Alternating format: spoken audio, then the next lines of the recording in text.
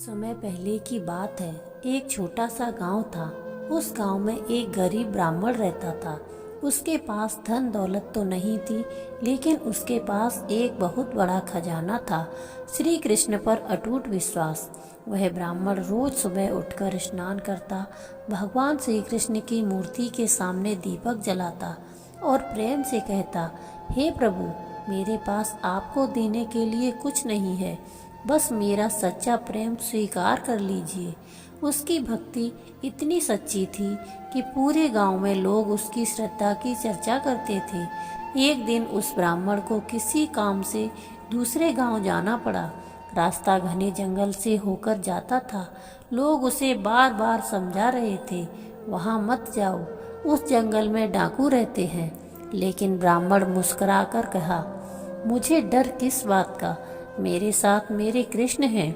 वह राधे कृष्ण का नाम लेते हुए जंगल की ओर चल पड़ा।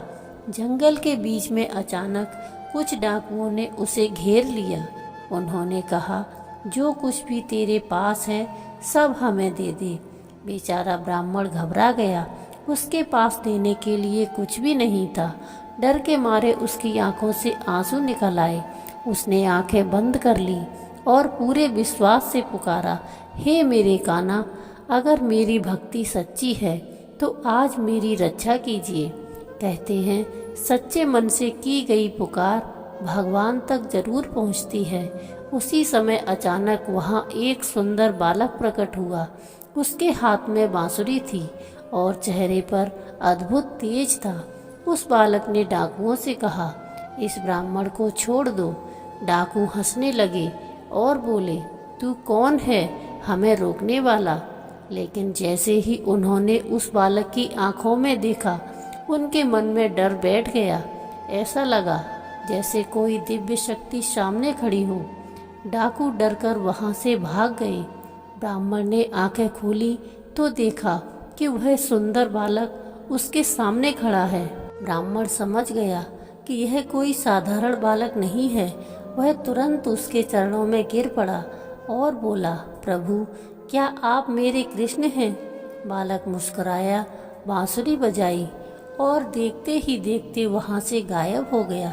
ब्राह्मण की आंखों से खुशी के आंसू बहने लगे। उसे समझ आ गया कि आज स्वयं श्री कृष्ण उसकी रक्षा करने आए थे। कथा की सीख, जो व्यक्ति सच्चे मन से भगवान को याद करता है, भगवान कभी उसका साथ नहीं छोड़ते। संकट कितना भी बड़ा क्यों न हो, भक्ति और विश्वास हमें हमेशा बचा लेते हैं।